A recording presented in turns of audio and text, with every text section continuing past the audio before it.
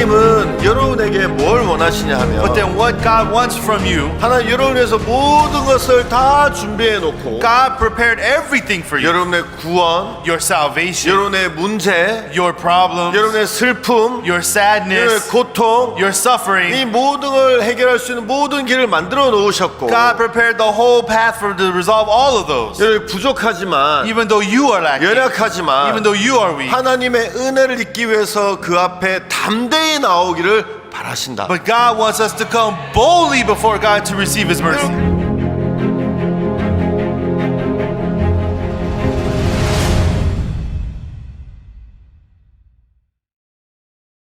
여러분 안녕하십니까? எல்லாருக்கும் வணக்கம்.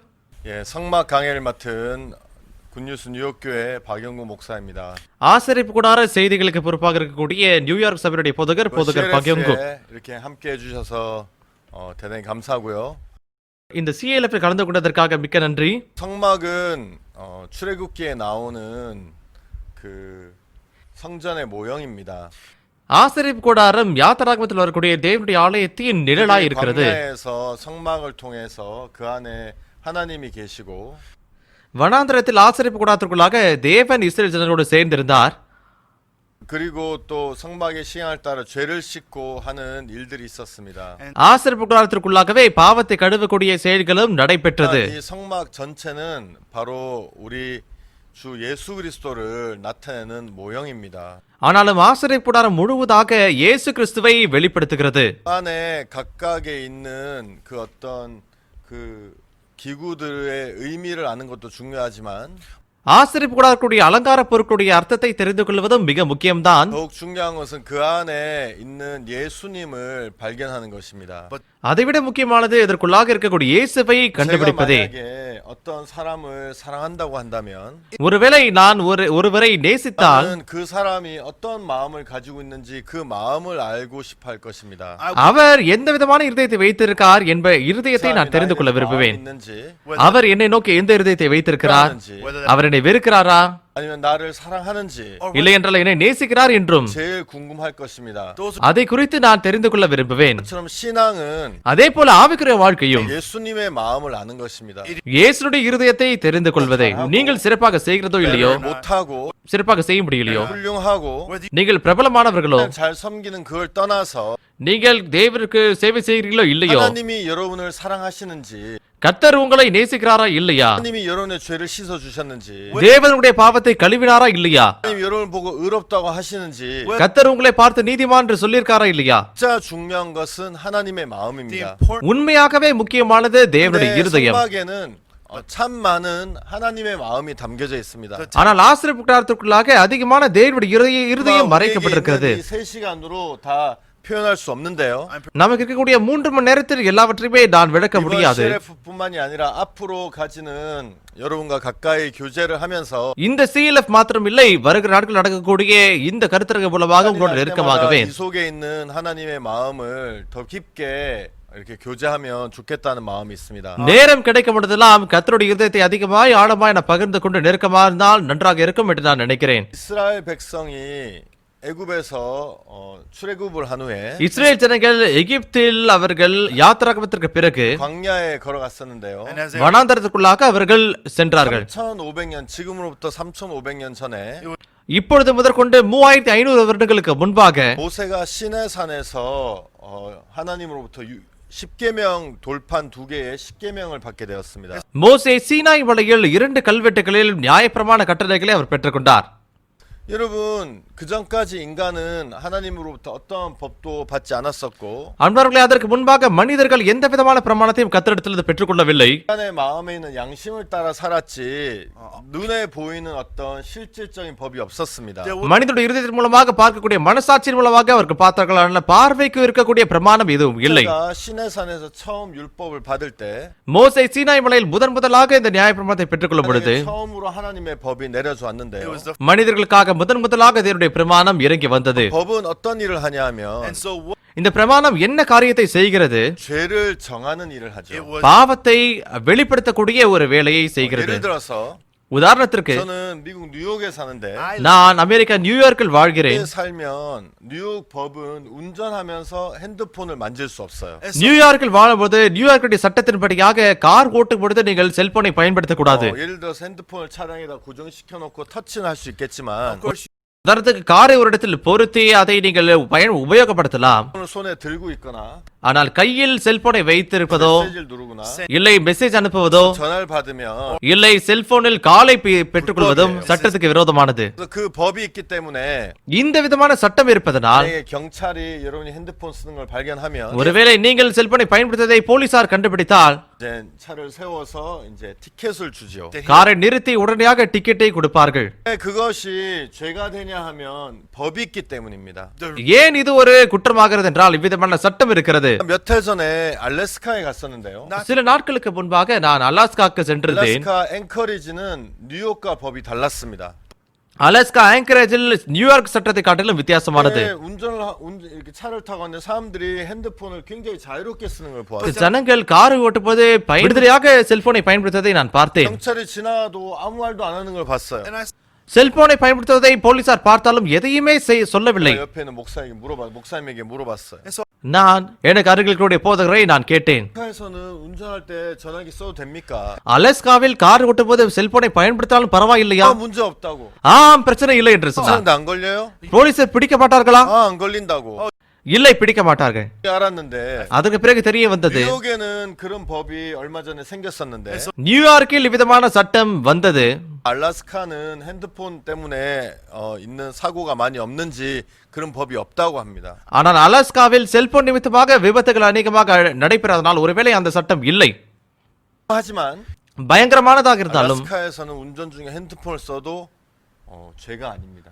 அலாஸ்காவில் காரை ஓட்டும் பொழுது செல்போனை பயன்படுத்தினாலும் அது குற்றம் இல்லை. 왜냐하면 법이 없기 때문에. ஏனென்றால் அந்த சட்டம் அங்கு இல்லை. 법이 오면 그때부터 죄가 생기기 시작합니다. அன்பர்களே, பிரமாணம் வந்தால் அந்த நேரம் முதற்கொண்டு பாவம் உருவாகுகிறது. 그래서 하나님은 인간에게 처음에 10가지의 법을 주셨는데 ஆகவே கர்த்தர் முதலாக மனிதருக்கு 10 கட்டளைகளை கொடுத்தார். 법이 내려오고 나서부터 죽는 역사 일어나고 사람이 죄인이 되고 또 죽고 하는 역사가 계속 일어나게 됩니다. இந்த பிரமாணம் வந்தவுடனே ஜனங்கள் மரிக்க தொடங்கினார்கள். அது மாத்திரமில்லாமல் பாவிகள் ஆனார்கள். அவர்கள் மரிக்க தொடங்கினார்கள். 섬겨서 죽임을 당하고 வேறு விக்கிரகளை வணங்கினால் அவர்கள் மரிப்பார்கள். 나무하러 갔다가 죽임을 당하고 ஓய்வு நாளில் மரங்களை சேகரிக்க சென்றால் கொலை செய்யப்படுவீர்கள். 여러분 인간은 몰랐지만 하나님은 그렇게 될 것을 아셨기 때문에 மனிதர்கள் தெரியாவிட்டாலும் கர்த்தருக்கு இப்படியாக நேரிடும் என்று தெரியும். 내가 시내산에 있을 때 மோசே சீனாய் மலையில் இருக்கும் பொழுது 하나님이 율법만을 주신 것이 아니라 கர்த்தர் நியாயப்பிரமாணத்தை மாத்திரம் கொடுக்கவில்லை. 40일 낮 40일 밤을 있으면서 40 இரவும் பகலும் அங்கு இருக்கும் பொழுது 하나님이 모세에게 하늘나라에 있는 성막을 보여주셨어요. கர்த்தர் மோசேவுக்கு பரலோகத்தில் இருக்கக்கூடிய ஆசரிப்பு கூடாரத்தை காண்பித்தார். 모세야 이것은 제단이야. மோசே, இதுதான் தகன பலிபீடம். 이거는 물두멍이야. இது வெண்கல தொட்டி. 이거는 떡상이야. இதுதான் அப்பத்தின் மேஜை. 이건 촛대야. இது விளக்கு தண்டு. 그러면서 하나님이 모세에게 하늘에 있는 성막을 다 이제 아주 이렇게 자세히 보여주셨어요. இவ்விதமாக கர்த்தர் மோசேக்கு பரலோகத்தில் இருக்கக்கூடிய ஆசரிப்பு கூடாரத்தை தெளிவாக காண்பிக்கிறார். 모세에게 이 땅에 내려가거든 똑같이 하늘에서 본 그대로 만들라고 했어요. அதோடு கூட மோசே இந்த பூமியில் அதே போல ஆசரிப்பு கூடாரத்தை உருவாக்க வேண்டும் என்று சொன்னார். 모세가 시내산 내려올 때 손에는 율법을 쥐고 있었고 마음에는 이 성막을 가지고 내려오게 되었어요. மோசே சீனாய் மலையில் இறங்கி வந்த தன்னுடைய கைகளில் 10 கட்டளை எதிரானால் இருதயத்திலோ ஆசரிப்பு கூடாரம் இருந்தது. 여러분 출애굽기를 보시면 நீங்கள் யாத்திராகமத்தை பார்த்தால் 그 후반부부터 어떻게 모세가 오홀리압과 부살렐과 함께 이 성막을 짓는 부분이 나와요. யாத்திராகமத்தினுடைய நடுப்பகுதியிலிருந்து அகோலியா பெசலேயால் மூலமாக மோசே எப்படி இந்த ஆசரிப்பு கூடாரத்தை கட்டுகிறார் என்பதை நீங்கள் பார்க்கலாம். 성막에서는 죄를 사하는 일도 있고 அன்பார்ந்தவர்களே, இந்த ஆசரிப்பு கூடாரத்தில் பாவத்தையும் கழுவுகிறார்கள். 그 안을 거룩하게 구별해서 இதற்குள்ளாக பரிசுத்தமாக அதை பிரித்தார்கள். 안에서 이제 하나님이 계실 수 있었죠. அதற்குள்ளாக கர்த்தரும் இருக்க முடிந்தது. 이스라엘 백성들은 죄가 많았기 때문에 그 죄 가운데 하나님이 거하실 수 없어서 இஸ்ரேல் ஜனங்களிடத்தில் பாவம் அதிகரித்த நிமித்தமாக பாவத்தின் மத்தியில் தேவனால் இருக்க முடியாது. 떠나시거나 아니면 이스라엘 백성들 멸망하셔야 되는데 கர்த்தர் அவர்களை விட்டு விலக வேண்டும், இல்லை என்றால் தேவன் இஸ்ரவேல் ஜனங்களை அழிக்க வேண்டும். 가운데 안에 성막을 만들고 그 안에 하나님이 거하심으로써 ஆனால் இஸ்ரவேல்கள் மத்தியில் ஆசரிப்பு கூடாரத்தை உருவாக்கி கர்த்தர் அவர்கள் மத்தியில் வாசம் செய்தார். 하나님이 그들과 함께 계시고 கர்த்தர் அவர்களோடு சேர்ந்து இருந்து 그래서 그들을 멸하지 않아도 되는 그런 일들이 그런 이유에서 성막이 세워지게 되었죠. அடிக்கப்பட வேண்டாம் என்பதற்காகவே கர்த்தர் இந்த ஆசரிப்பு கூடாரத்தை உருவாக்கினார். 이 성막에는 여러 가지 기구와 또 이 기구의 사이즈, 재료 이 모든 것들이 나타나 있는데 இந்த ஆசரிப்பு கூடாரத்தில் அநேக அலங்கார பொருட்களுடைய அளவும் அதனுடைய பொருட்களும் இருக்கிறது. 그 모든 것들은 어떤 하나님이 모세에게 이야기하신 것들입니다. இவை அனைத்தும் தேவன் மோசேயிடத்தில் சொன்னவைகள். 그 안에 있는 모든 것에는 하나님의 어떤 마음이 담겨져 있어요. ஆகவே இவைகளுக்குள்ள அனைத்திற்குள்ளாகவும் தேவனுடைய இருதயம் மறைக்கப்பட்டிருக்கிறது. 그래서 여러분들에게 그런 부분에 있어서 좀 더 이야기하고 싶습니다. ஆகவே இதை குறித்து கொஞ்சம் கொஞ்சமாக நான் உங்களுக்கு பேச விரும்புகிறேன். 성막의 사이즈를 좀 이야기해 볼게요. முதலாவது ஆசரிப்பு கூடாரத்துடைய அளவை குறித்து நான் சொல்லுகிறேன். 성막을 보면 இந்த ஆசரிப்பு கூடாரத்தை பார்த்தால் 남과 북으로 남쪽과 북쪽을 향해서는 100규빗으로 되어 있고 வடக்கு பகுதியும் தெற்கு பகுதியும் 100 முழ நீளமா இருக்கிறது. 성막은 아니고 성막은 안에 있고 이제 성막 그 뜰 앞에 이제 그 펜스를 얘기하는 இந்த ஆசரிப்பு கூடாரத்தை இல்லை, ஆசரிப்பு கூடாரத்தை வெளியே இருக்கக்கூடிய வேலியை குறித்து நான் பேசுகிறேன். 그래서 이제 북쪽으로 100규빗, வடக்கு பகுதியில் 100 முழ நீளம், 남쪽으로 100규빗, தெற்கு பகுதியிலும் 100 முழ நீளம், 그리고 이제 동쪽과 서쪽으로 50규빗. மேற்கு பகுதியும் கிழக்கு பகுதியும் 50 முழ நீளம் உள்ளது. 길쭉한 네모의 모양을 가지고 있고요. இது முற்றிலும் ஒரு செவ்வகத்தினுடைய வடிவத்தை கொண்டிருக்கிறது. 그다음에 이 성막의 뜰을 감싸는 그것은 바로 세마포로 되어 있고 இந்த வேலிகள் அனைத்துமே வெள்ளை நூலினால் செய்யப்பட்டது. 그리고 이제 5규빗마다 기둥이 박혀져 있습니다. ஒவ்வொரு 5 முழ நீளத்திற்கும் ஒரு தூண் இருக்கிறது. 북쪽과 남쪽으로는 20개의 기둥, 그리고 동쪽과 서쪽으로는 10개의 기둥이 있습니다. வடக்கு பகுதியில் தெற்கு பகுதியிலும் 20 தூண்களும், மேற்கு பகுதியில் கிழக்கு பகுதியிலும் 10 தூண்களும் இருக்கிறது. 이 기둥의 받침은 노시고요. இந்த தூண்களுடைய அடித்தளம் வெண்கலத்தினால் உருவாக்கப்பட்டது. 아니 기둥을 받치는 தூண்களுடைய அடித்தளம் இது வெண்கலத்தினால் உருவாக்கப்பட்டிருக்கிறது. 그래서 갈고리와 가름대는 은으로 되어 있죠. ஆனால் கொக்கிகளும் பூண்களும் வெள்ளியினால் செய்யப்பட்டிருக்கிறது. 그래서 이제 이 성막이 이렇게 돼 있고요. இந்த ஆசரிப்பு கூடாரம் இவ்விதமாக செய்யப்பட்டிருக்கிறது. 문은 동쪽에 있습니다. இந்த கதவோ கிழக்கு பகுதியில் இருக்கிறது. 동쪽에 15규빗, 그다음에 15규빗, 한편에 15규빗, 한편에 15규빗, 가운데 20규빗으로 이렇게 나눠져 있는데요. கிழக்கு பகுதியில் ஒரு பகுதியில் 15 முழம் நீளமும், மற்றொரு பகுதியில் 15 முழம் நீளமும், நடுவில் 20 முழம் நீளத்தில் இந்த வாசல் கதவு இருக்கிறது. 가운데 있는 이 20규빗이 바로 문입니다. நடுவில் இருக்கக்கூடிய இந்த 20 முழம் நீளம் இதுதான் கதவு. 가운데 문은 청색, 홍색, 자색, 그리고 가늘게 꼰 배실로 만들어져 있습니다.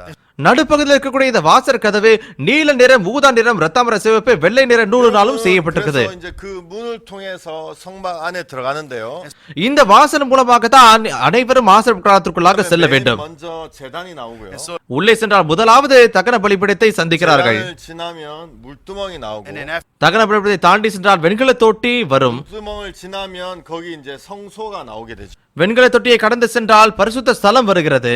성소에 들어가면 오른쪽에는 떡상, பரிசுத்த ஸ்தலத்தில் வலது பக்கத்தில் அப்பத்தின் மேஜை, 쪽에는 등대, இடது பக்கத்தில் விளக்குத்தண்டு, 앞쪽에는 향단이 있고요.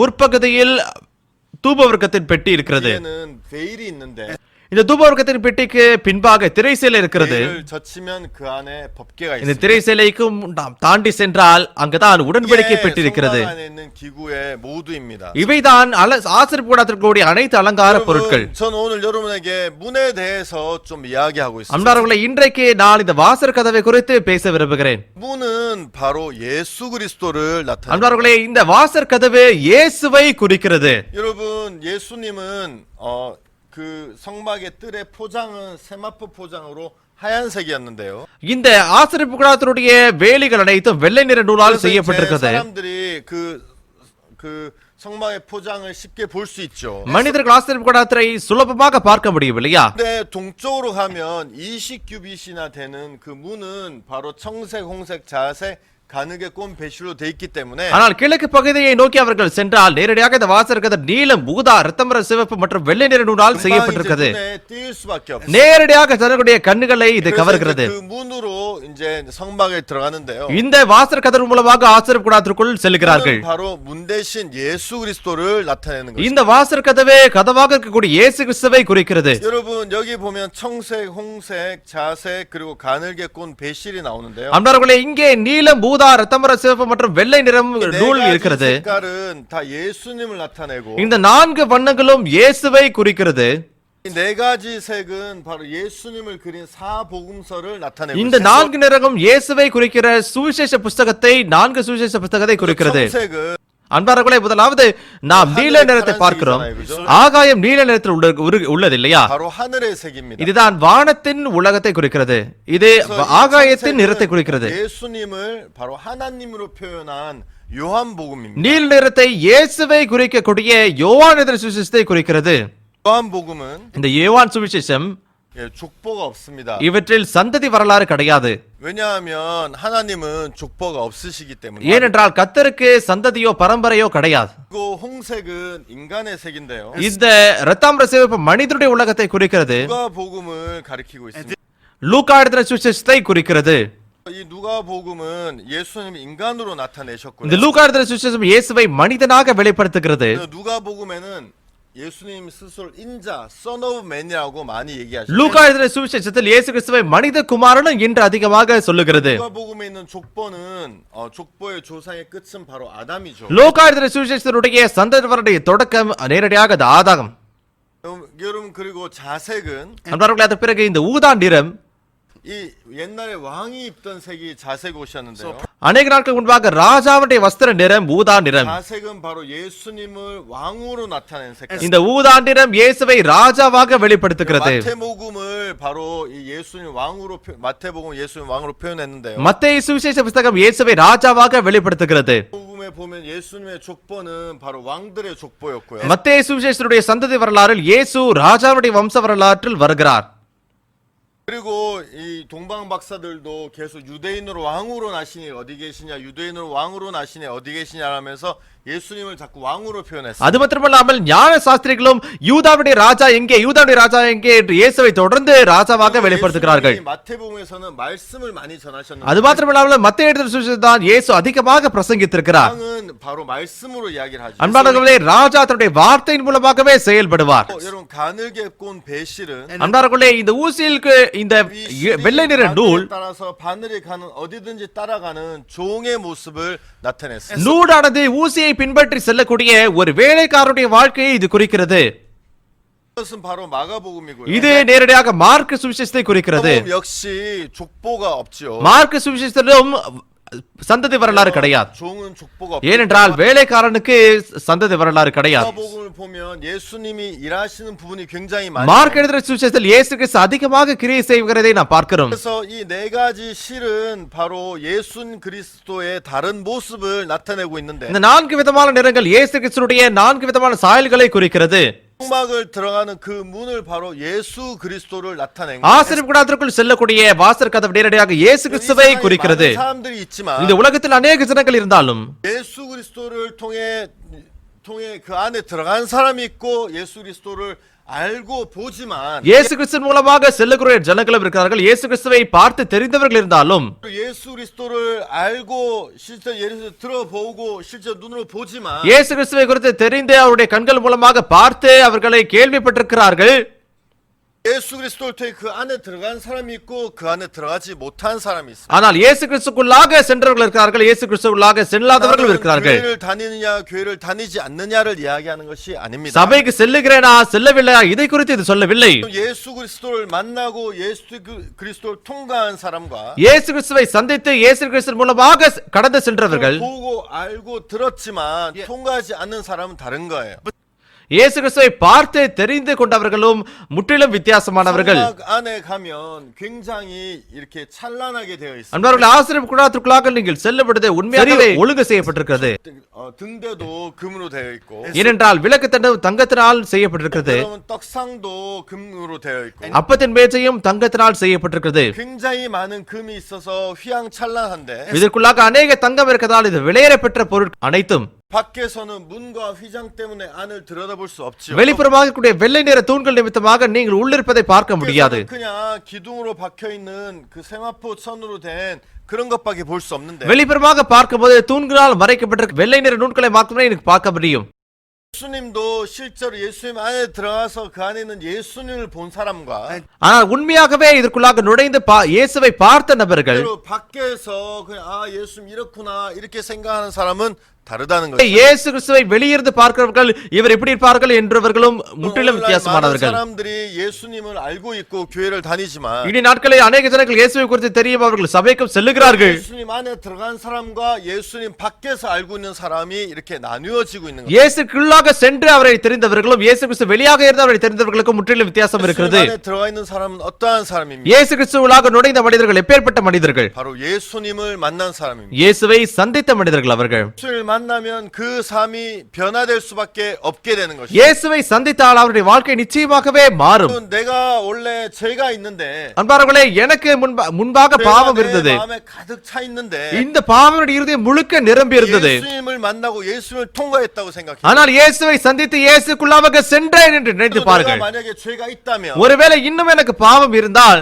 예수님을 만난 것과 예수님을 만나지 못한 게 무슨 차이가 இயேசுவை சந்திப்பதற்கும் சந்திக்காமல் இருப்பதற்கும் என்ன வித்தியாசம் இருக்கும்? 많은 사람들은 இன்றைக்கு அநேக ஜனங்கள் 마음에 죄를 가지고 하나님을 만나길 원합니다. பாவத்தை வைத்துக் கொண்டு அவர்களுடைய இருதயத்தில் தேவனை சந்திக்க விரும்புகிறார்கள். 하나님을 만났다고 마음에 이야기하는데 அது மாத்திரமல்ல, அநேக தேவனை சந்தித்ததாகவும் சொல்லுகிறார்கள். 마음에 우리가 물어보게 되면 ஆனால் அவருடைய இருதயத்தை குறித்து கேட்டோம் என்றால் 그 마음은 여전히 죄로 마음이 가득 차 있는 것을 볼 수 அவருடைய இருதயம் இன்னும் பாவத்தினால் நிரம்பியிருக்கதை பார்க்கிறோம். 있어요. 예수님이 이 땅에 왜 오셨습니까? அன்பார்களே, இயேசு ஏன் இந்த உலகத்திற்கு வந்தார்? 왜 예수님이 오셔야만 했습니까? ஏன் இயேசு கிறிஸ்து வந்தே ஆக வேண்டியதா இருந்தது? 예수님이 이 땅에 오셔서 소경의 눈을 뜨시고 இயேசு கிறிஸ்து உலகத்திற்கு வந்தே குருடனுடைய கண்களை திறந்தார். 풍병자를 고치시고 திமிர்வாதக்காரர்களை சுகமாக்கினார். 많은 기적을 일으키시고 அநேக அற்புதங்களையும் அவர் செய்தார். 만 여자를 살려주시고 விபச்சாரத்தில் பிடிக்கப்பட்ட ஸ்திரியை காப்பாற்றினார். 을 잔잔케 하시고 காற்றை அமைதலாக்கினார்.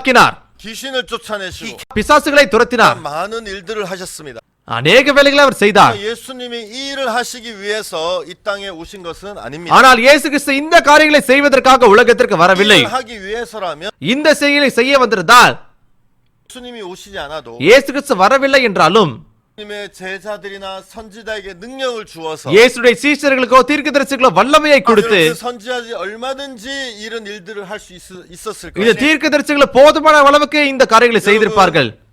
베드로도 안진뱅이를 일으켰고 அன்பார்களே, பேதுருவும் சப்பானிகளை எழுப்பி நடக்க செய்தார். 그 사도 바울도 죽은 사람을 살려냈고 அப்போஸ்தலனாகிய பவுலும் மரித்தவனை உயிரோடு வர செய்தார். 스겔은 말씀으로 하나님의 말씀을 통해서 많은 말라는 뼈들을 실제로 살린 일들을 했고 எசேக்கியேல் தேவனுடைய வசனத்தின் மூலமாக உலர்ந்த எலும்புகளை உயிருக்கு வர செய்தார். 엘리사 선지자는 나만 장군의 문둥병을 고쳐주고 எலிசா தீர்க்கதரிசி நாகமான் படைத்தவருடைய குஷ்டரோகத்தை சுகமாக்கினார். 그 다음에 사도 바울은 귀신 들린 사람을 쫓아내주고 அப்போஸ்தலனாகிய பவுல் பிசாசு பிடித்தவர்களையும் பிசாசின் துரத்தினார். 이런 모든 예수님이 하셨던 일들은 இயேசு கிறிஸ்து செய்த எல்லா காரியங்களையும் 예수님이 제사를 통해서도 능히 이루실 수 있었고 그렇게 하셨었죠. இயேசு சீஷர்கள் மூலமாக தீர்க்கதரிசிகள் மூலமாக போதுமான அளவுக்கு இந்த விதமாக செய்திருக்கலாம் இல்லையா? 이 땅에 오신 이유가 ஆனால் 무엇입니까? இயேசு இந்த உலகத்தில் வந்த காரணம் என்னது? 왜 이 땅에 오셔야만 했습니까? இயேசு இந்த உலகத்திற்கு ஏன் நிச்சயமாக வர வேண்டியதா இருந்தது? 마태복음 1장에 보면 이런 말씀이 மத்தேயு எழுதிய சுவிசேஷம் 3வது அதிகாரத்தில் பார்க்கும் என்றால் இந்த வசனம் இருக்கிறது. 아들을 낳으니 이름을 예수라 이런 저가 자기 백성을 저희 죄에서 구원할 자이시. அவள் ஒரு குமாரனை பெறுவாள், அவருக்கு இயேசு என்ற பெயருடாக அவர் தமது ஜனங்களின் பாவங்களை நீக்கி அவர்களை ரட்சிப்பார் என்றார். 땅에 오신 이유는 இயேசு இந்த உலகத்தில் வந்த காரணம் 능력을 나타내고 막 병자를 고치기 위해서 오신 것이 아닙니다. அவருடைய பலனை வெளிப்படுத்துவதற்காக, வியாதிகளை சுகமாக்குவதற்காக அவர் வரவில்லை. 굉장히 분명한 목적을 가지고 이 땅에 오셨는데 இயேசு தெளிவான ஒரு நோக்கத்தை வைத்துக் கொண்டு இந்த உலகத்திற்கு வந்தார். 사람들의 인간들의 죄를 씻는 일을 하시기 위해서 오신 것이죠. ஜனங்களுடைய பாவத்தை கழுவக்கூடிய வேலையின் நோக்கத்திற்காகவே அவர் உலகத்துக்கு வந்தார். 위해서는 죄가 없는 예수님만이 우리 죄를 씻으실 수 있습니다. அன்பர்களே, பாவத்தை கழுவதற்காக பாவமே இல்லாத இயேசு மாத்திரமே நம்முடைய பாவத்தை கழுவ முடியும். 다른 어떤 기적들은 예수님의 제자를 통해서 얼마든지 하실 수 있었지만 இயேசு கிறிஸ்து செய்த மற்ற அற்புதங்களை அவருடைய சீஷர்கள் மூலமாக போதுமான அளவுக்கு செய்ய முடியும். 인간의 죄를 씻는 것은 예수님 외에는 하실 분이 없었기 때문에 மனிதனுடைய பாவத்தை கழுவுவதோ இயேசுவை தவிர வேறு யாராலும் முடியாது. 예수님이 이 땅에 오신 겁니다. இயேசு ஆகவே இந்த உலகத்திற்கு வந்தார். 여러분 성경 히브리서에 보면 வேதாகமம் எபிரேயர் புத்தகத்தில் நாம் பார்ப்போம் என்றால் 부분에 대해서 좀 자세히 이야기하고 있습니다. இதை குறித்து விளக்கமாக சொல்லுகிறது. 히브리서 10장에 보면 எபிரேயர் 10வது அதிகாரத்தை பார்ப்போம் என்றால் 여러분 옛날에 사람들은 양이나 염소를 통해서 제사를 드렸다고 하고 있습니다. அன்பார்களே, ஜனங்கள் வெள்ளாட்டுக்கடா இளங்காளையுடைய ரத்தத்தினாலே பாவ நிவாரண பலிகளை செலுத்தினார்கள். 시간이 되면 좀 더 자세히 여러분에게 성경을 펴서 설명을 드리겠습니다.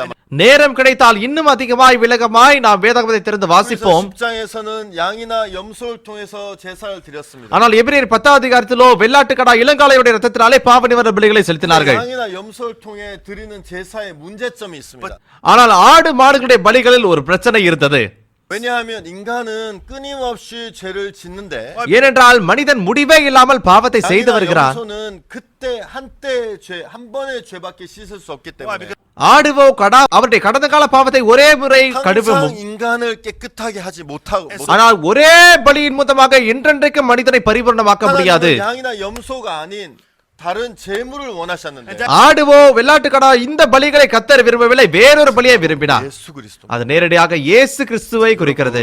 한번 생각해 보십시오. அன்பார்களே, ஒருமுறை இதை குறித்து யோசித்து பாருங்கள். 생각해 보시면 쉽게 이해를 하실 수. நீங்கள் இதை யோசித்து பார்த்தால் சுலபமாக புரிந்து கொள்ள முடியும். 양과 염소와 예수님의 다른 점은 무엇입니까? அன்பார்களே, ஆட்டுக்குட்டிக்கும் வெள்ளாட்டுக்கடாக்கும் இயேசு கிறிஸ்துவுக்கும் என்ன வித்தியாசம் இருக்கிறது? 예, 굉장히 많이 다르죠. ஆம், அநேக வித்தியாசங்கள் இருக்கிறது. 다른 게 굉장히 많습니다. வித்தியாசங்கள் அநேகம் இருக்கிறது. 하지만 죄를 씻는 하나님의 양으로서 제물로서 무엇이 다릅니까? ஆனால் பாவத்தை கழுவக்கூடிய தேவனுடைய ஆட்டுக்குட்டியாக என்ன வித்தியாசம் இருந்தது? 히브리서에 보면 எபிரேயரில் நாம் பார்க்கும் 이 பொழுது 양이나 염소나 송아지는 우리 죄를 언제든지 항상 깨끗하게 씻지 못한다고 얘기해요. இந்த ஆட்டுக்குட்டியோ வெள்ளாட்டுக்கடாவோ இந்த ரத்தத்தின் மூலமாக நம்முடைய பாவத்தை என்றென்றைக்கும் சுத்தமாக கழுவ முடியாது. 하나님은 다른 제물을 원한다고 해서 ஆகவே கத்தர் வேறொரு பலியை விரும்பினார். 이 양이나 염소나 이 동물들 우리를 영원히 깨끗하게 씻지 못한다고 해요. இந்த ஆட்டுக்குட்டியோ வெள்ளாட்டுக்கடாவோ இந்த மிருகங்களுடைய பாவத்தை என்றென்றைக்கும் சுத்தமாக கழுவ முடியாது. 그래서 하나님 나는 이 제물을 원치 않는다. ஆகவே கத்தர் நான் இந்த பலிகளை விரும்பவில்லை, 나는 다른 제물을 원한다. நான் வேறொரு பலியை விரும்புகிறேன். 그분이 바로 다른 제물이 바로 예수 그리스도입니다. இந்த வேறொரு பலி நேரடியாக இயேசுவை குறித்தது. 그러면 예수님이 양과 염소와 다른 점이 무엇이 했으면 제물적인 관점에서 இயேசு கிறிஸ்து ஆட்டுக்குட்டிக்கும் வெள்ளாட்டுக்கடாக்கும் பலிகள் நிமித்தமாக என்ன வித்தியாசம் இருந்தது?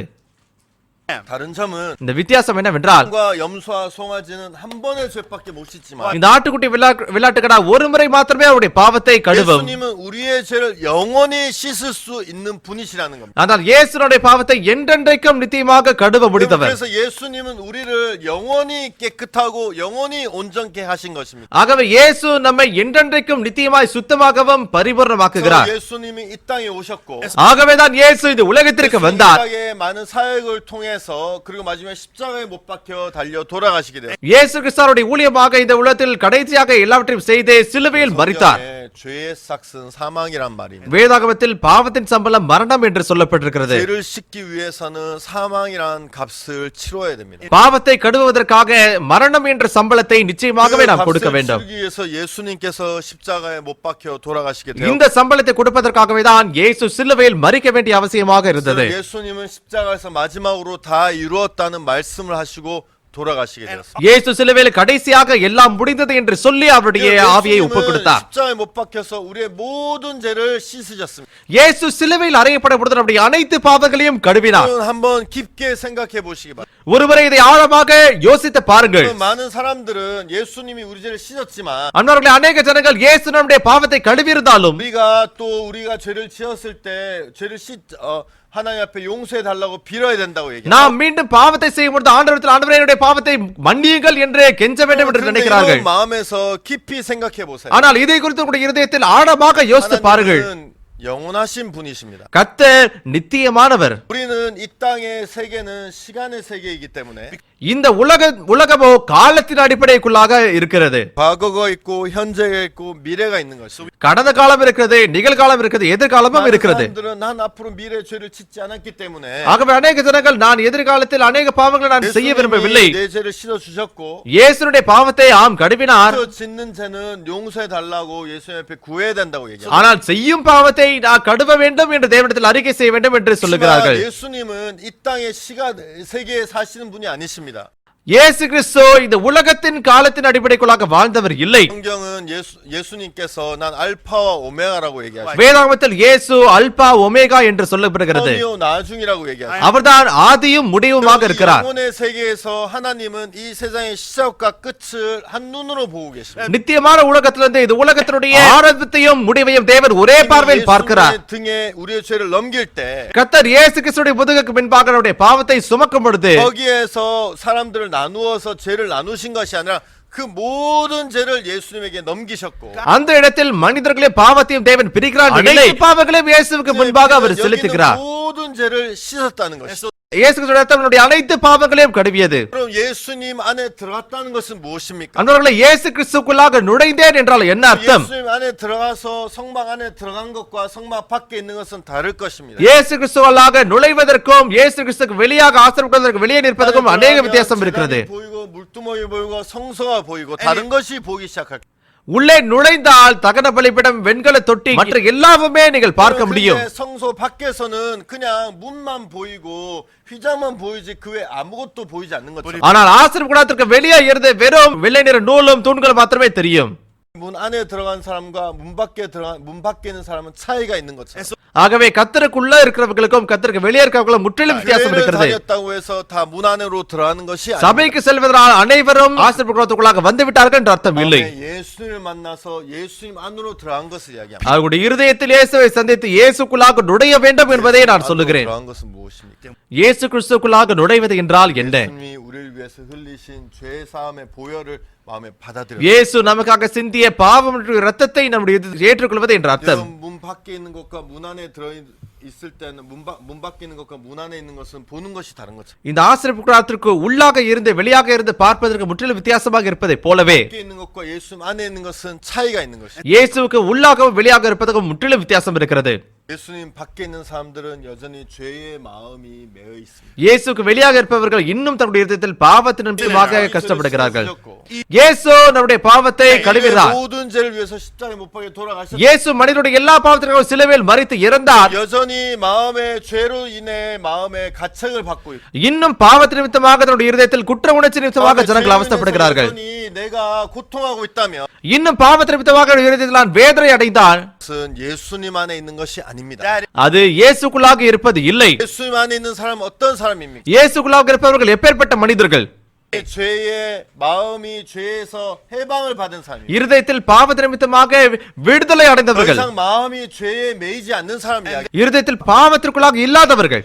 여러분 이제 날씨가 완전 여름으로 바뀌었죠. அன்பார்களே, இப்பொழுது வெப்பநிலை கோடைக்கால வெப்பநிலையாக மாறியுள்ளது இல்லையா? 날씨가 이제 굉장히 더워져서 이제 방방마다 에어컨을 사용하기 시작. மிகவும் சூடானது நிமித்தமாக ஒவ்வொரு அறையிலும் அவர்கள் இப்பொழுது ஏசியை பயன்படுத்துகிறார்கள். 사는 집에도 에어컨이 있는데 நான் வாழ்கிற என்னுடைய வீட்டிலும் ஏசி இருக்கிறது. 저는 제 방에 이제 그 창문에다가 에어컨을 하나 놓고 이제 그걸 틉니다. என்னுடைய வீட்டிலே நான் ஜன்னலில் இந்த ஏசியை பொறுத்திருக்கிறேன். 근데 ஆனால் 여러분 복도 내 방 밖에 있을 때는 되게 더워요. என்னுடைய அறைக்கு வெளியே இருக்கும் போது மிகவும் சூடாக இருக்கும். 막 땀이 나고 நேரடியாக வேர்வை வர ஆரம்பிக்கும். 근데 이제 방문을 열고 내 방에 딱 들어가면 ஆனால் கதவை திறந்து உள்ளே செல்லும் பொழுது 시원하죠. மிகவும் குளிராக இருக்கும். 나는 에어컨이 있기 ஏனென்றால் அறைக்குள்ளாக ஏசி இருக்கிறது. 내가 밖에 있어도 덥고 안에 있어도 덥다면 வெளியே இருக்கும் போது உள்ளே இருக்கும் போது எனக்கு சூடாக இருந்தால் 그 에어컨에 문제가 있는 거죠. ஏசியில் பிரச்சனை இருக்கிறது என்று அர்த்தம். 에어컨 이렇게 오래 틀어놨는데 왜 아직도 따뜻해지지 않아? ஏசி இவ்வளவு நேரமாக நான் ஆன் செய்திருந்தேன், ஏன் இப்பொழுது குளிராக இல்லை? 에어컨의 문제는 컴프레셔나 아니면 그 프레온 가스에 문제가 있어서 보통 에어컨은 돌아가지만 따뜻하지 않는데 ஏசியில் பொதுவாக பிரச்சனை ஒருவேளை கம்ப்ரஸரிலோ இல்ல அந்த பிரியான் கேஸிலோ அவர்கள் இந்த பிரச்சனைகள் இருக்கும். அது ஓடினாலும் குளிராக ஆகாது. அப்ப என்ன அர்த்தம் என்றால் இயேசுவில் பிரச்சனை இருக்கிறது. 우리가 믿는 예수 그리스도에 문제가 அன்பார்களே, 있습니다. நாம் நம்பக்கூடிய இயேசு கிறிஸ்துக்குள்ளாக பிரச்சனை இருக்க வாய்ப்பு இருக்கிறதா? 절대 있을 수 없습니다. ஒருபோதும் இருக்கவே முடியாது. 많은 사람들은 ஆனால் அநேக ஜனங்கள் 예수를 만나기 전에도 இயேசுவை சந்திப்பதற்கு முன்பாகவும் 예수를 만난 후에도 இயேசுவை சந்தித்த பிறகும் 마음에 여전히 죄를 가지고 있다면 இருதயத்தில் இன்னும் பாவத்தை வைத்திருந்தால் 그것은 잘못된 신앙을 하고 있는 것입니다. அது தவறான ஆவிக்குரிய வாழ்க்கையை வாழ்கிறார்கள் என்ற அர்த்தம். 예수를 만나면 இயேசுவை சந்தித்தால், 예수님을 통과하면 இயேசுவை தாண்டி உள்ளே சென்றால் 마음에 죄가 씻어지는 경험을 하실 것입니다. உங்களுடைய இதயத்தில் பாவம் கழுவப்படுகிற அனுபவத்தை நீங்கள் வைத்திருக்க முடியும். 마음의 죄에 대해서 자유를 얻게 되고 உங்களுடைய இதயத்தில் பாவத்தை குறித்ததான விடுதலை வரும். 과 소망을 얻게 될 것입니다. சந்தோஷத்தையும் நம்பிக்கையும் வைத்திருக்க முடியும். 예수를 만나고 예수를 통과하면 இயேசுவை சந்தித்து இயேசு கிறிஸ்துக்குள்ளாக சென்றால் 마음의 죄의 문제뿐만이 아니라 இருதயத்திற்குடைய பாவ பிரச்சனை மாத்திரம் இல்லை, 여러분의 삶에 உங்களுடைய வாழ்க்கை, 여러분의 인생에 있는 여러 가지 어려운 일들, உங்களுடைய வாழ்க்கைக்குரிய கடினமான காரியங்கள், 고통들, வேதனைகள் 예수를 통과하는 순간 이런 고통이나 문제에서 여러분 자유롭게 된다는 것입니다. இயேசுக்குள்ளாக சென்ற நிமிடம் முதற்கொண்டு இந்த பிரச்சனைகள் நீங்கள் விடுதலை ஆக்கப்படுகிறீர்கள். 만나기 전에도 고통했는데 இயேசுவை சந்திப்பதற்கு முன்பாகவும் வேதனை இருக்கிறது. 만나고 난 후에도 고통한다면 இயேசுவை சந்தித்த பிறகும் வேதனையில் இருந்தால் 예수를 만난 의미가 무엇이겠습니까? இயேசுவை சந்தித்த அர்த்தம் என்ன? அப்போ 에어컨이 켜져 있는 방에 들어가도 덥고 나와도 덥다면 그 에어컨이 무슨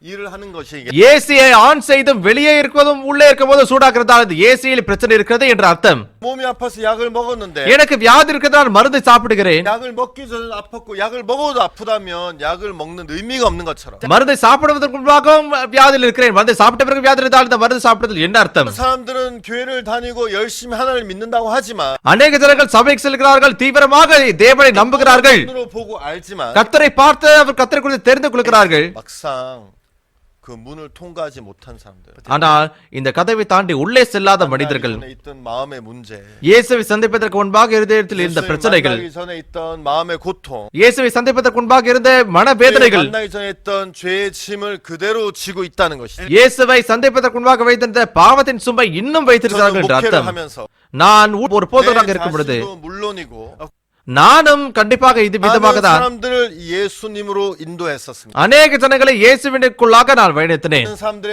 마음에 죄가 있었고 죄 때문에 고통하고 있었는데 அநேக ஜனங்களிடத்தில் பாவம் இருந்தது, பாவத்தின் நிமித்தமாக வேதனை அடைந்து கொண்டார்கள். 예수님의 문을 통과하면서 ஆனால் இயேசு என்ற வாசலுக்குள்ளாக அவர்கள் வரும்பொழுது 우리 마음에서 죄에 대해 해방을 받고 마음에서 기뻐하고 소망을 가지는 것을 볼 수 있었습니다. அவருடைய இருதயத்தில் பாவத்திலிருந்து விடுதலை ஆகி சந்தோஷத்தினாலும் நம்பிக்கையால் நிரப்பப்படுகிறதை நான் பார்த்தேன். 어떤 목사님이 계시죠. சில நாட்களுக்கு முன்பாக என்னுடைய ஊழியத்தில் ஒரு போதகர் இருந்தார். 처음부터 목사님이 아니었어요. இவர் தொடக்கம் முதற்கொண்டு ஒரு போதகராக இல்லை. 저는 원래 사람을 죽인 살인수였습니다. இவர் ஒரு மனிதனை கொன்ற ஒரு கொலையாளி. 감옥에서 복역을 하던 사람이었어요. சிறைச்சாலையில் ஒரு தனிமை அறையில் 굉장히 வைக்கப்பட்டிருந்தார். 성격이 난폭했고 உண்மையாகவே அவர் மோசமான ஒரு சிறைச்சாலை கைதியாக இருந்தார். 감옥에서도 많은 문제를 일으켜서 சிறைச்சாலை இருக்கும்போது அநேக பிரச்சனைகளை அவர் உருவாக்கினார். 보통 감옥을 가면 형을 받으면 감옥에 가면 제한동에 형이 보통 깎이는 게 정상인데 பொதுவாக சிறைச்சாலை சென்ற பின் தண்டனை காலம் குறைக்கப்படும், அதுதான் சாதாரணமாக நடைபெறும். 이분은 오히려 감옥 가서 형이 더 늘어났어요. ஆனால் இவரோ சிறைச்சாலைக்கு சென்ற பின் அவருடைய தண்டனை காலம் அதிகரித்தது. 그리고 이제 많은 문제를 일으켰기 때문에 அதோடு கூட அநேக பிரச்சனைகளை இவர் உருவாக்கினார். 곳으로 이제 뭐 또 옷 이동되고 또 이동되고 여러 군데 감옥을 거쳤어요. பல சிறைச்சாலைகளுக்கு இவர்களை மாற்றினார்கள். 어느 날 이분이 감옥에 있으면서 ஆனால் ஒரு நாள் இவர் சிறைச்சாலையில் இருக்கும் பொழுது 어떤 사람을 만났어요. ஒரு மனிதனை சந்தித்தார். 그 사람도 같은 살인수였는데 இவரும் இவரை போலவே ஒரு கொலையாளிதான். 그 사람이 이야기하는 걸 들었어요. அந்த மனிதர் சொல்வதை இவர் கேட்டார். 나는 죄가 없다. என்னிடத்தில் பாவம் இல்லை என்று சொன்னார். 다그 사람 미쳤다. எல்லா மனிதர்களும் இவரை பார்த்து பைத்தியக்காரன் என்று சொன்னார்கள். 네가 죄가 없으면 왜 감옥에 있어? உன்னிடத்தில் பாவம் இல்லை என்றால் ஏன் சிறைச்சாலைக்குள்ளாக 그래서 வந்தார்? 이 분이 이 사람이 찾아갔어요. ஆகவே இவர் இந்த மனிதரை தேடி 너 சென்றார். 죄가 없다고? உன்னிடத்தில் பாவம் இல்லையா? 네가 죄가 없는데 어떻게 감옥에 있어? பாவம் இல்லை என்றால் ஏன் சிறைச்சாலைக்குள்ளாக இருக்கிறாய்? 너 말도 안 돼. 너 정신병자야. அர்த்தமில்லாத வார்த்தைகளை சொல்கிறாய், நீ ஒரு மனநோயாளி. இந்த நபர் விளக்கமாக சொன்னார். 아니에요. 나는 죄가 많아요. இல்லை, என்னிடத்தில் பாவம் அதிகமாக இருந்தது. 그렇지만 예수님이 내 죄를 다 씻어 주셨어요. ஆனாலும் இயேசுடைய பாவத்தை கழுவினார். 다 씻어 줬기 때문에 난 죄가 없어요. இயேசுடைய அனைத்து பாவங்களை கழுவினதனால் நான் என்னிடத்தில் பாவம் இல்லை. 하나님이 그 얘기를 듣고 마음에 충격을 받았어요. இந்த மனிதர் இந்த வார்த்தையை கேட்டு அவருடைய இதயத்தில் அதிர்ச்சியை பெற்றுக்கொண்டார். 자기도 때로는 앞에서는 막 힘센 척하고 앞에서는 강한 척하지만 ஆகவே வெளிப்புறமாக விரைப்பாகவும் வலுவாகவும் தன்னை காண்பித்தாலும் 한편 자기의 마음에서 두려움이 있었어요. ஆனால் மறுபக்கத்தில் ஒரு இருதயத்தில் பயம் இருந்தது. 깊숙해선 자기도 죄를 씻고 싶은 마음이 있었어요. அவருடைய இருதயத்தின் ஆழத்திலும் அவரும் பாவத்தை கழுவ 그 விரும்பினார். 사람에게 이야기를 들었어요. ஆகவே இந்த மனிதன் சொல்வதை கேட்டார். 잘 이해하지 못했어요. சரியாக அவருக்கு புரியவில்லை. 그래서 이제 막 고민하고 있는데 ஆகவே இதை குறித்து அவர் கவலைப்பட்டிருக்கும் பொழுது 사람이 가슴 품에서 책을 하나 꺼내죠. இவர் தன்னுடைய மார்பில் இருக்கக்கூடிய ஒரு புஸ்தகத்தை எடுத்து இந்த மனிதர் கொடுத்தார். 박국수 목사님이 지으신 책인데 போதகர் ஜேம்ஸ் பார்க் எழுதுற புஸ்தகம் அது. 죄사함 거듭남의 비밀이라는 책이에요. பாவத்திலிருந்து பரிபூர்ணமாக விடுதலையாக்கப்பட்டேன் என்ற புஸ்தகம் அது. 여러분 가운데서도 이 책을 읽으신 적이 없다면 ஒருவேளை உங்களில் யாராவது இந்த புஸ்தகத்தை வாசிக்காமல் இருந்தால் 꼭 한번 읽어보시기를 바라요. கண்டிப்பாக இதை வாசிக்க வேண்டும் என்று நான் வேண்டிக் கொள்கிறேன். 굉장히 큰 도움을 줄 거예요. உங்களுடைய ஆவிக்குரிய வாழ்க்கைக்கு ஒரு மிகப்பெரிய உதவியாக இருக்கும் என்று நான் நம்புகிறேன். 미국의 30개 도시를 다니면서 크리스마스 칸타타를 했어요. கடந்த வருடம் 30 நகரத்திற்கு சென்று அமெரிக்காவில் கிறிஸ்துமஸ் கண்டடாவை செய்தோம். 이 책 죄사함 거듭남의 비밀 책을 10만 권을 보내주셨어요. கொரியாவில் இருந்து போதகர் ஜேம்ஸ் பார்க் 1,00,000 புஸ்தகங்களை அமெரிக்காவுக்கு அனுப்பினார். 이 방송을 보는 여러분 중에서도 칸타타와서 책을 받으신 분이 분명히 계실 거예요. ஒருவேளை இந்த நிகழ்ச்சியை பார்க்கக்கூடிய உங்களில் சிலரும் கண்டிப்பாக இந்த புஸ்தகத்தை பெற்றுக் கொண்டிருப்பீர்கள். இதை வாசித்தவர்களும் அநேகம் இருக்கலாம். 그래서 우리가 칸타타 크리스마스 칸타타 끝나고 참석한 사람들에게 이 책을 나누어 கிறிஸ்துமஸ் கண்டடா முடிந்த பிறகு இந்த புஸ்தகத்தை நாங்கள் ஜனங்களுக்கு ஒன்றொன்றாக கொடுக்க ஆரம்பித்தோம். 많은 사람들이 이 책을 보고 기뻐하고 마음의 변화를 அநேக ஜனங்கள் இந்த புஸ்தகத்தை பார்த்து சந்தோஷமாகவும் மாற்றத்தையும் உணர்ந்தார்கள். 이야기로 돌아가서 மீண்டுமாக இந்த சிறைச்சாலை கதைக்குள்ளாக செல்லலாம். 이분이 그 책을 읽기 시작했어요. இவர் இந்த புஸ்தகத்தை வாசிக்க ஆரம்பித்தார். 죄사함 거듭남의 비밀은 성경을 통해서 어떻게 우리 죄를 깨끗하고 완벽하게 씻는지를 우리에게 자세히 안내해 주는 책이에요. பாவ மன்னிப்பும் மறுபடியும் பிறகனுடைய ரகசியத்தை வேதாகமத்திலிருந்து தெளிவாக எடுத்துரைக்கக்கூடிய ஒரு புஸ்தகம் இது. 아침이 밝도록 책을 읽었어요. நடுராத்திரி முதற்கொண்டே விடியற் காலம் வரைக்கும் இந்த புஸ்தகத்தை இவர் வாசிக்க ஆரம்பித்தார். இந்த புஸ்தகத்தை வாசித்து முடிந்த பிறகு 자기 죄가 예수님에게로 넘어간 것을 발견했어요. அவருடைய பாவங்கள் இயேசு கிறிஸ்துவிடத்தில் கடந்து சென்றதை அவர் உணர்ந்தார். 책을 읽다 보니까 இந்த புஸ்தகத்தை வாசித்த பிறகு 예수님이 그 죄에 대해서 값을 치르기 위해서 십자가에 못 박혀 돌아가신 것을 발견했어요. இயேசு கிறிஸ்து இந்த பாவத்தினுடைய தண்டனையாக சிலுவையில் மரித்ததை இவர் உணர்ந்தார். 이 사람이 그걸 발견하면서 자기 마음의 죄가 씻어진 것을 ஒரு நாள் இந்த மனிதன் இதை உணர்ந்து தன்னுடைய இருதயத்தில் பாவம் கழுவப்படுகிறதை உணர்ந்தார். 가서 다른 사람들에게 이야기를 하기 시작. நேரடியாக மற்றவரிடத்தில் சென்று இதை சொல்ல ஆரம்பித்தார். 내 죄 없어졌어. என்னுடைய பாவங்கள் கழுவப்பட்டது. 나 이제 의인이야. நான் இப்பொழுது நீதிமான். 가까이 지내던 친구들 그리고 같이 그 곳에서 이제 있던 그 죄수들이 깜짝 놀랐어요. அவர்களோடு நெருக்கமாக இருந்த இந்த மற்ற சிறைச்சாலை கைதிகள் திடீரென்று ஆச்சரியப்பட்டார்கள். 미친 거 아니야? இவனுக்கு பைத்தியம் பிடித்திருக்கிறது இல்லையா? 교도소에서 나쁜 일만 골라서 சிறைச்சாலையில் குற்றங்கள் செய்ததனால மாத்திரமே இவர் உள்ளே இருக்கிறார். 하고 문제도 일으키고 கொலை செய்தால் அநேக பிரச்சனைகள் உருவாக்கினான். 교도소에서 형도 늘어나고 ஆனா சிறைச்சாலையில் இவருடைய தண்டனை காலம் அதிகரிக்கப்பட்டது. 문제 일으키면서 죄가 없다고 தொடர்ந்து பிரச்சனை உருவாக்கினான். ஆனால் இப்பொழுது பாவம் இல்லை என்று சொல்லுகிறான். 미쳤냐? இவனுக்கு பைத்தியம் பிடித்திருக்கிறது. 사람들이 그 사람에게 손가락질하기 시작. எல்லா ஜனங்களும் இவரை சுட்டி காட்ட ஆரம்பித்தார்கள். எல்லாரும் இவரை பார்த்து பைத்தியக்காரன் என்று சொன்னார்கள். இல்லை, எனக்கு பைத்தியம் பிடிக்கவில்லை.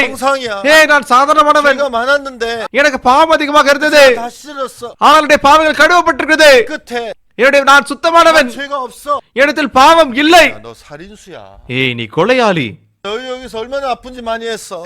இங்க இடத்துல நீ தவறான காரியம் அதிகமாக செய்திருக்கிறாய். எப்படி பாவம் இல்லை என்று சொல்லுகிறாய்? 여러분, 하나님을 만난 사람, 만나지 않은 사람은 절대 하나님을 만난 사람을 이해할 수 없죠.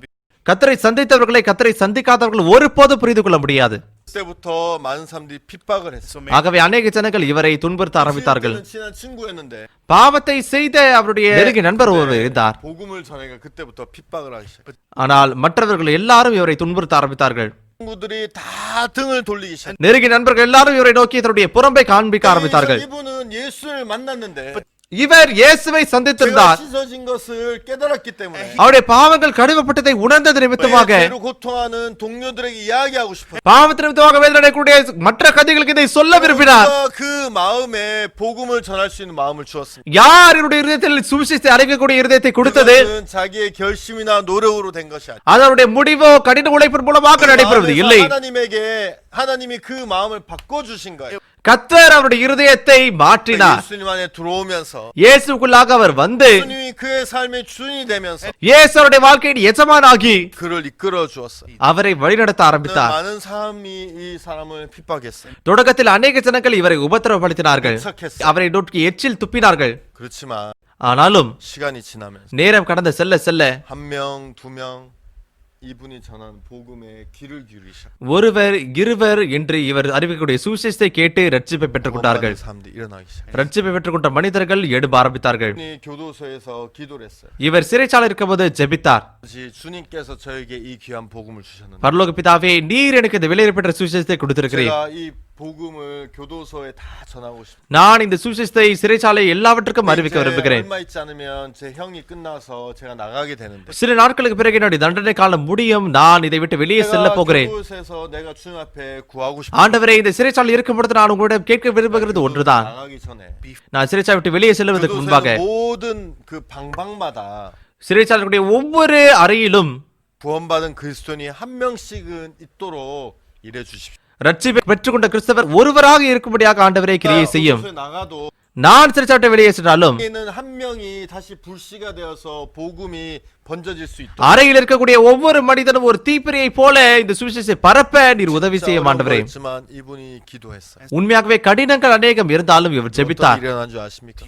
என்ன நடந்தது என்று தெரியுமா? 이 복음을 전하면서 இவர் சுவிசேஷத்தை அறிவிக்கும் பொழுது 교도소에 나가게 되었는데 சிறைச்சாலையை விட்டு அவர் வெளியே வந்தார். 할 때 하나님이 그에게 약속하신 것처럼 வெளியே வரும்போது கர்த்தர்விடத்தில் வாக்குத்தத்தம் அடித்தபடியே 한 방에 한 명 이상은 구원받는 그리스도인이 생겼다. கிட்டத்தட்ட ஒவ்வொரு அறையிலுமே ரட்சிப்பு பெற்றுக்கொண்ட கிறிஸ்தவன் உருவானார். 그들이 다시 복음의 바톤을 이어받아 복음을 전할 ஆகவே அவர்கள் ஒவ்வொருத்தராக இந்த சுவிசேஷருடைய பேட்டனை கைமாறி அறிவித்தார்கள். 이분은 교도소에서 나와서 더 이상 옛날의 삶을 살지 않았어요. சிறைச்சாலை விட்டு வெளியே வரும்பொழுது பழைய வாழ்க்கையை அவர் வாழவில்லை. 그가 예수님을 만났기 때문에 இயேசுவை இவர் சந்தித்தது நிமித்தமாக 그는 복음을 전하는 전도자의 길에 들어서게 되고 சுவிசேஷத்தை அறிவிக்கக்கூடிய சுவிசேஷ ஊழியருடைய பாதைக்கு வந்தார். 거친 후 지금 복음을 전하는 목사가 되었어요. இப்பொழுது சுவிசேஷத்தை அறிவிக்கக்கூடிய ஒரு போதகராக இருக்கிறார். 그런 한국뿐만이 아니라 கொரியா மாத்திரம் இல்லை, 전 세계에 다니면서 복음을 전하고 있고 உலகம் முழுக்க சென்று ஜனங்களுக்கு சுவிசேஷத்தை அறிவிக்கிறார். 이분은 교도소에서 인기가 많아요. இவர் சிறைச்சாலையில் மிகவும் பிரபலமானவர். 그래서 교도소에 많은 프로그램이 있는데 이 사람들을 바꾸기 위한 ஆகவே சிறைச்சாலையில் இருக்கக்கூடிய அநேக நிகழ்ச்சிகள் இருக்கிறது ஜனங்களை மாற்றுவதற்காக. 실질적인 효과를 거두지 못하고 있어요. ஆனால் அந்த நிகழ்ச்சிக்கு எல்லாம் ஜனங்களை மாற்ற முடியவில்லை. 한국뿐만이 아니라 미국 또 아프리카에 다니면서 கொரியா மாத்திரம் இல்லாமல் ஆனால் இவரோ அமெரிக்கா, ஆப்பிரிக்காவுக்கு சென்று 그래서 강연을 하고 있고 இவர் செய்திகளை அளிப்பார். 많은 죄수들이 이 목사님의 말씀을 듣고 마음의 변화를 받고 새로워지고 있어요. அநேக கைதிகள் இந்த போதகருடைய வார்த்தையை கேட்டு அவர்களுடைய இதயத்தில் மாற்றத்தை உணர்ந்தார்கள். 예수님을 만난 사람과 예수님을 아는 사람 அவர்கள் இயேசு கிறிஸ்துவை சந்தித்தவர்களுக்கும் இயேசு கிறிஸ்துவை குறித்து தெரிந்தவர்களுக்கும் வித்தியாசம் உள்ளது. 빨간색이구나. ஓ, இது ரத்தாம்பர சிவப்பு. 파란색이구나. ஓ, இது நீல நிறம். 저 적색이구나. ஓ, அது ஊதா நிறம். 여러분 그렇게 보고 아는 사람은 அன்பார்களை இந்த விதமாக பார்த்து தெரிந்து கொண்டவர்களுக்கும் 바로 예수를 만나 그 문을 통과한 사람은 다를 수 உண்மையாகவே இயேசுவை சந்தித்து இந்த கதவை தாண்டி சென்றவர்களுக்கும் வித்தியாசமாக இருக்கும். 삶이 달라지고 அவருடைய வாழ்க்கை மாறுபடும். 마음이 달라지고 அவருடைய இருதயமும் வேறுபடும். 생각이 달라질 수밖에. அவருடைய யோசனையும் வேறுபடும். 나는 원래 죄인이었는데. ஓ, நான் முன்பு பாவியாக இருந்தேன். 짓는데 நான் பாவத்தை செய்திருந்தேன். 예수를 만난 사람. ஆனால் இயேசுவை சந்தித்த மனிதனோ 그 죄에 머물러 있지. அதற்கு பிறகு அந்த பாவத்திற்குள்ளாக மூழ்கி இருப்பதில்லை. ஆம். நான் பாவத்தை அதிகமாக செய்த ஒரு நான் பாவி. 예수를 만난 사람. ஆனால் இயேசுவை சந்தித்த மனிதர்கள் 더 이상 거기 머물러 있지. அதற்கு பிறகு அந்த இடத்தில் இருப்பதில்லை. 변화되고 새로운 삶을 사는 걸 볼 수 있어요. மாற்றம் அடைந்து புதிய வாழ்க்கை வாழ்கிறதை நான் பார்க்க முடியும். 나는 여러분이 이번 성막 강의를 통해 அன்பார்வர்களே, இந்த முறை இந்த ஆசிரியக்கூடாத செய்திகள் மூலமாக 밖에 서 있는 사람이 되기를 원치 않고 நான் நீங்கள் வாசல் கதவுக்கு வெளியே இருக்கக்கூடிய ஜனங்களாக விரும்பவில்லை.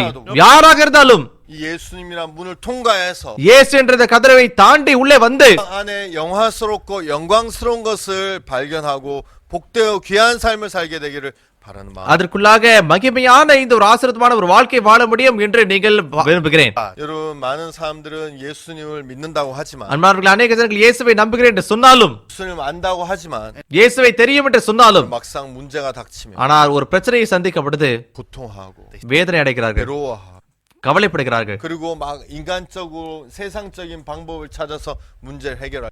உலக ரீதியான பிரச்சனைகளை அவர்கள் தேடி இதை சரி செய்ய விரும்புகிறார்கள். 예수님을 만나면 ஆனால் இயேசுவை சந்தித்தார், 예수님이 여러분 안에 살아 계셨어요. இயேசு உங்களுக்காக உயிரோடு இருந்து 죄만 씻으신 것이 아니라 உங்களுடைய பாவத்தை மாத்திரம் அவர் கழுவாமல் 문제와 உங்களுடைய பிரச்சனைகள், 고통과 உங்களுடைய வேதனைகள் 그 모든 것들을 예수님이 해결해 주신 것을 여러분이 아셔야 되는 거예요. எல்லாவற்றையும் இயேசு சரி செய்வதை நீங்கள் தெரிந்து கொள்ள வேண்டும். 예수님을 만나지 못한 사람들은 자기가 죄를 씻으려고 노력. இயேசுவை சந்திக்காத மனிதர்கள் அவர்கள் பாவத்தை கழுவ முயற்சிப்பார்கள். 예수님을 잘 모르는 사람들은 자기가 문제를 해결하고 இயேசுவை சரியாக தெரியாத மனிதர்கள் அவர்கள் பிரச்சனையை தீர்க்க விரும்புவார்கள், அவர்கள் பாவத்தை சுமக்க விரும்புவார்கள், 죄의 짐을 지고 걸어가는 걸 볼 수. அவர்கள் பாவத்தை சுமந்து நடப்பதை வேதனை அடைவதை பார்க்க முடியும். CLF를 통해서 ஆனால் இந்த CLF மூலமாக 예수라는 문을 통과해서 இயேசு என்ற கதவுக்குள்ளாக நீங்கள் வந்து 그의 삶도 உங்களுடைய வாழ்க்கையிலும் 그의 미래도 உங்களுடைய எதிர்காலத்திலும் 그의 자식도 உங்களுடைய குழந்தைகளுக்காகவும் 그의 문제도 உங்களுடைய வேதனைகளும் 슬픔도 உங்களுடைய சோகத்தையும் 예수님께 넘기고 இயேசு கிறிஸ்துவின் மீது சுமத்துங்கள். 때로는 쉬고 복되고 평안한 삶을 살게 되기를 바라는 마음. நீங்கள் ஓய்வுடன் சமாதானமான ஆசீர்வதிக்கப்பட்ட வாழ்க்கை வாழ முடியும் என்று நம்புகிறேன். 문에 대해서밖에 이야기를 못했는데 இன்றைக்கு வாசல் கதவை பற்றி மாத்திரமே நான் 다음 பேச முடிந்தது. 시간에는 안에 있는 번제단과 또 물두멍 이런 기구에 대해서 여러분 자세히 설명드리고 அடுத்த நேரம் உள்ளே இருக்கக்கூடிய தகன பலிபீட வெண்கல தொட்டி மற்றும் நான் விளக்கமாக சொல்லுகிறேன். 어떤 부분에서 예수님을 이야기하는 것인지도 설명하도록 하겠습니다. எந்த விதத்தில் இது இயேசு கிறிஸ்து சொல்லுகிறது என்றும் நான் விளக்கமாக உங்களுக்கு 시간 சொல்லுகிறேன். 함께 해주셔서 대단히 감사합니다. இந்த நீண்ட நேரம் என்னுடைய தேவனுடைய வார்த்தையை கேட்டதற்காக நன்றி. 감사합니다. நன்றி.